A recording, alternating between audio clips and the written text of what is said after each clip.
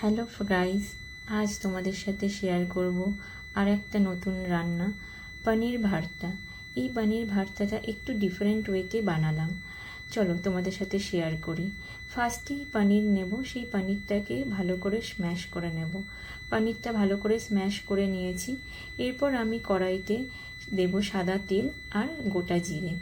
গোটা জিরেটা একটু গরম হয়ে গেলেই আমি ওর মধ্যে অ্যাড করব লঙ্কা কুচি আর আদা বাটা। আদা বাটা লঙ্কা কুচি দিয়ে নাড়িয়ে চাড়িয়ে তারপর আমি অ্যাড করে নেব ওর মধ্যে ক্যাপসিকাম। আমি ক্যাপসিকাম এখানে লাল আর গ্রিন দুটো ক্যাপসিকামই ইউজ করেছি। ক্যাপসিকামগুলো দিয়ে ভালো করে ভাজার পর আমি অ্যাড করব ওর মধ্যে সামান্য শুকনো কারি পাতা। কারি পাতা আমি কিন্তু টাটকা যে কারি পাতা হয় সেই কারি পাতা তুলে সেটাকে শুকিয়ে নিয়ে এখানে অ্যাড করেছি। কারি পাতা দিয়ে একটু ভাজার পর দিয়ে দেব টমেটো কুচি।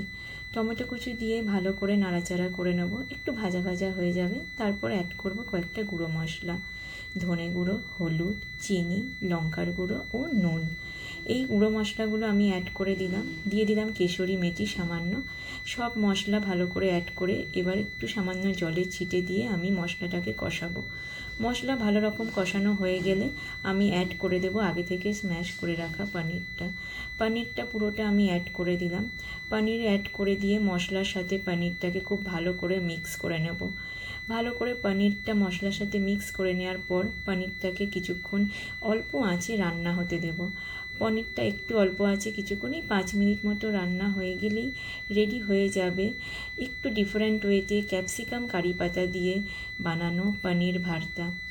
তোমরা অবশ্যই এই পনির ভর্তাটা রান্না করে অবশ্যই আমাকে কমেন্ট করো কেমন লাগলো ক্যাপসিকাম আর কারি পাতা দিয়ে বানানো পনির ভর্তা। টাটা।